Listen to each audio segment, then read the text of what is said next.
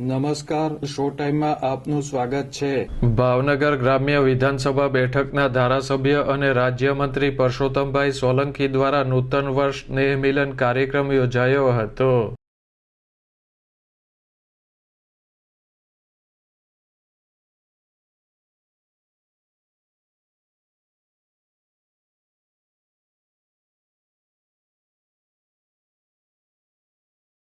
શિવકુંજ આશ્રમ અધેવાડા ખાતે યોજાયેલ સ્નેહમિલન કાર્યક્રમમાં ધારાસભ્ય જીતુભાઈ વાઘાણી, મેયર ભરતભાઈ બારડ, પરસોત્તમભાઈ સોલંકીના પ્રતિનિધિ દિવ્યેશભાઈ સોલંકી, શહેર ભાજપ પ્રમુખ અભયભાઈ ચૌહાણ, જિલ્લા ભાજપ પ્રમુખ આર.સી. મકવાણા સહિતના અગ્રણીઓ ઉપસ્થિત રહ્યા હતા।